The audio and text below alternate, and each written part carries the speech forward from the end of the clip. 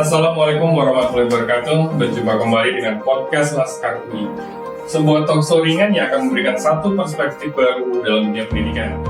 Dalam kesempatan kali ini kami akan mengangkat tema kenapa homeschooling solusi pendidikan bagi buah hati ayah muda. Bersama kami saat ini sudah hadir dua narasumber yang akan memberikan perspektif bisnisnya. Untuk itu kami perkenalkan narasumber yang pertama, silakan. Assalamualaikum warahmatullahi wabarakatuh. Kami Karunia Adi Mulia, mewakili dari manajemen homeschooling Laskar UI. Ya, narasumber yang kedua.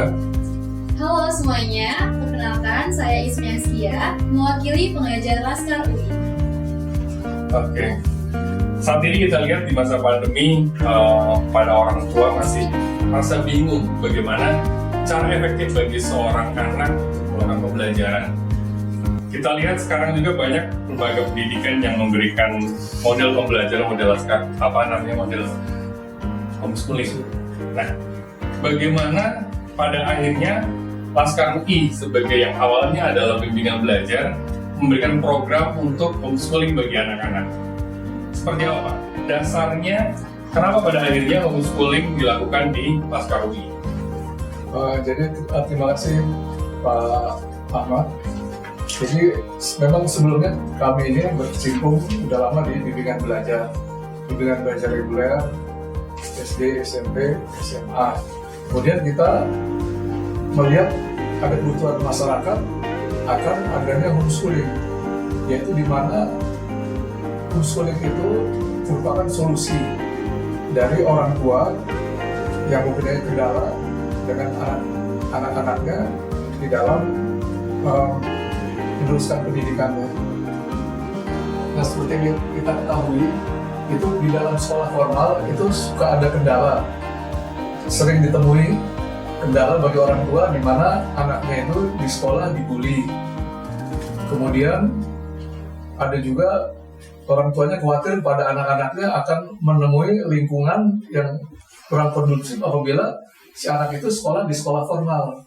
Biasanya itu didapatkan dari lingkungan di luar sekolahnya itu, seperti geng sekolah, tawuran, dan sebagainya.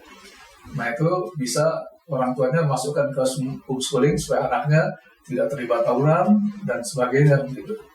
Juga ada orang tua yang mempunyai anak yang mempunyai bakat tertentu, apakah dia berkecimpung di dunia seni, keartisan, atau di dunia olahraga, sehingga dia menjadi seorang atlet, yang mana bagi artis dan atlet itu terjadi benturan antara waktu kegiatannya dan waktu belajarnya di sekolah formal. Nah, dengan adanya sekolah homeschooling ini, mereka bisa menyesuaikan waktu belajarnya dan kegiatan mereka di dunia keartisannya atau di dunia keolahragaannya itu. Nah, begitu. Kemudian ada lagi alternatif lain sebagai solusi, terutama di masa pandemi seperti ini, yang mana anak-anak sudah mulai jenuh dengan adanya pembelajaran secara online.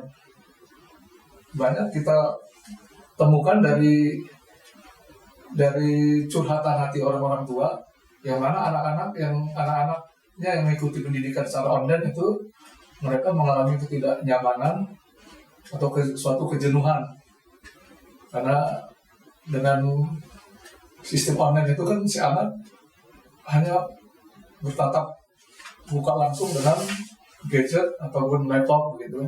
Nah, sementara kalau mereka ikut homeschooling itu seperti dia sekolah seperti sekolah biasa, tapi lebih eksklusif, bisa secara privat ataupun secara komunitas yang paling banyak satu kelas 5 murid saja. Pak, pertanyaannya sekarang kalau andaikan saya sebagai orang tua, Pak, kita saat ini banyak sekali pilihan bimbingan belajar, dan rata-rata mereka juga pasti membuka program homeschooling. Nah, yang jadi kesulitan orang tua adalah bagaimana kita bisa menentukan homeschooling yang tepat untuk anak kita. Dari sekian banyaknya pilihan lembaga yang ada, sebenarnya apa sih yang menjadi keunggulan homeschooling Laskar UI dibandingkan dengan lembaga yang lain, sehingga orang tua ingin tahu atau ingin menyekolahkan anaknya masuk ke homeschooling Laskar UI? Terima kasih. Jadi kalau boleh dikatakan keunggulan, itu kita memang untuk menjaga kualitas, kita tentunya mengadakan seleksi bagi para pendidik pengajar kami, ya kan, yang mana setelah kita rekrut dan bergabung sama kita, oleh kita diberikan semacam micro teaching sehingga sesuai standar yang diinginkan oleh yang menjadi harapan bagi orang tua dan masyarakat gitu, sehingga kualitas tetap terjaga begitu. Kemudian di samping itu juga kita sistem cara belajar itu disesuaikan dengan ininya anak gitu, fleksibel. Jadi bisa bagi dia seorang artis yang waktunya tentu banyak sibukan di luarnya, kalau dia ngikutin kegiatan formal kan susah. Kalau kegiatan pendidikan formal kan sudah jadwal tertentu gitu. Kalau ini dia bisa menyesuaikan sendiri, kita fleksibel dan belajar bisa dimanapun gitu. Apa di rumah, apa di mana, ya kan? Apa datang ke tempat kami, apa ke tempat mereka, kediaman mereka gitu. Jadi ya kita luas. Yang penting si anak itu target belajarnya bisa tercapai. Ya, mereka belajar mau jam berapa? Ya kita support. Dia mau belajar di mana? Kita support. Nah, gitu. Oke. Terima kasih. Dan maaf satu lagi juga, karena kita ini ingin kita lebih dapat menjangkau masyarakat lebih luas, homeschooling kami ini dari segi price itu sangat terjangkau gitu. Karena bagi kita adalah suatu kesyukuran dan kepuasan sendiri kalau kita bisa lebih banyak melayani masyarakat. Ya, terima kasih. Ya, homeschooling itu bisa dari semua angkatan kan Pak ya, dari SD, SMP, SMA. Nah, mungkin kalau pertanyaannya adalah bagi anak yang SD, SMP mungkin tidak terlalu bermasalah lah, karena mungkin bentuk pembelajarannya tidak jauh berbeda.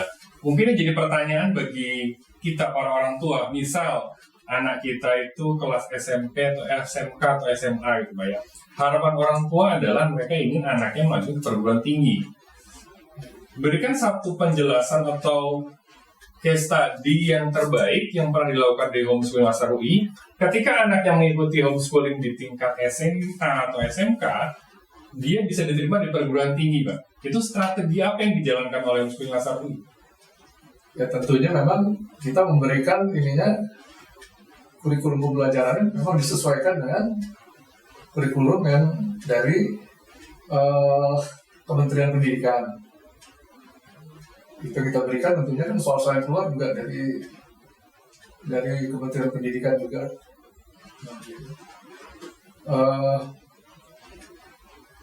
Selama ini udah kita dapat melihat murid-murid kita artinya sudah terbukti dapat diterima ada di ETS, kemudian di Unpad, di UI, Unila, Polimedia Jakarta, kemudian UPI Bandung, Kedokteran UPI, kemudian ada di Universitas Telkom. Nah, kemudian kenapa kok mereka bisa diterima di perguruan tinggi negeri ataupun perguruan tinggi swasta lainnya? Karena yang penting ijazah kita ini adalah ijazah resmi yang diakui oleh negara gitu, yang tercatat di Kementerian Pendidikan Nasional. Gitu. Oke. Ya. Kalau tadi dikatakan dari lulusan homeschooling Laskar UI pun juga ternyata ada yang masuk perguruan tinggi negeri Pak ya. Ya. Apa perbedaan yang diberikan Laskar UI ketika programnya kan ada bimbingan belajar untuk perguruan tinggi atau homeschooling Laskar UI untuk anak-anak pada akhirnya masuk perguruan tinggi Pak ya? Apa perbedaannya Pak antara yang bimbel Laskar UI untuk perguruan tinggi dengan homeschooling Laskar UI untuk perguruan tinggi juga? Kalau yang bimbel kan mereka ijazahnya ijazah dari sekolah masing-masing. Kalau homeschooling itu ijazah yang melalui kita yang didapat dari Kementerian Pendidikan Nasional. Gitu. Tapi model pembelajarannya sama atau berbeda? Cara pembelajaran untuk si anaknya? Sama ya. Artinya dari segi kurikulum yang disesuaikan. Justru karena kita sesuaikan dengan kurikulum Kementerian Pendidikan Nasional, makanya mereka bisa sukses diterima di perguruan tinggi negeri, di perguruan tinggi lainnya gitu. Jadi sebenarnya tidak ada alasan ya Pak ya, mau dari bimbingan belajar maupun dari homeschooling Laskar UI tetap aja ya. Jika targetnya memang adalah masuk perguruan tinggi, kemungkinan bisa dicapai melalui program ini ya Pak ya. Iya betul. Oke, ya. Kita coba melanjutkan ke narasumber yang kedua. Ketika kita bicara masalah homeschooling, pasti pendekatannya adalah tidak saja pencapaian target pembelajaran, tapi juga bagaimana kita bisa mengeksplor kemampuan atau bakat dari si anak. Nah, pengajar di Laskar UI ini sendiri untuk homeschooling ya, khususnya ya, pembekalan atau pendekatan seperti apa yang selama ini dijalankan? Pendekatan ke siswanya berarti dalam hal psikologinya ya. Kalau untuk pendekatan psikologinya, biasanya kita itu sistemnya itu dengan cara interaktif dengan siswanya gitu, dengan melakukan komunikasi. Karena ketika kita melakukan komunikasi, hubungan pengajar dengan siswanya itu akan terjalin. Nah, sebelum kita memulai pelajaran, biasanya kami akan menanyakan terlebih dahulu nih kabar dari muridnya. Dan juga menanyakan terlebih dahulu kegiatan apa saja yang dilakukan oleh muridnya pada saat itu. Karena ketika kita memulai pelajaran dan ternyata siswanya ini merasa tertekan atau merasa boring, itu akan berpengaruh pada proses belajarnya nanti gitu. Dimana mereka akan mendapatkan ilmu yang lebih sedikit, ya kan? Karena mereka merasa malas atau merasa boring atau masih ada pikiran mereka yang masih mengganjal gitu. Makanya kita akan mengeksplor dulu nih sebenarnya kabar dari siswanya ini lagi fine aja atau enggak ya, kayak gitu. Nah setelah itu biasanya kami akan menanyakan juga nih metode belajar apa sih yang disukai oleh siswanya. Apakah siswanya ini menyukai lebih banyak sharing, atau lebih banyak belajar, atau dia lebih suka lebih banyak latihan dan sebagainya. Nah setelah itu kita akan membuat kesepakatan kelas dulu. Kalau misalkan kita ingin memulai pembelajaran, kira-kira ini nih yang sesuai dengan metode belajar yang siswanya sukai gitu. Dengan kesepakatan kelas itu, jadi siswa dan pengajar ini tahu nih batasan-batasan apa saja sehingga siswa ini tetap fokus dalam belajar. Nah selanjutnya kita juga di sela-sela pembelajaran nggak cuma fokus kepada materi yang disampaikan, tapi kita juga fokus nih kepada keinginan dari siswanya. Ketika siswanya ini udah mulai bosan, biasanya kami juga akan melakukan sharing. Sharingnya mengenai apapun ya, baik itu hobinya, passionnya, dan sebagainya gitu.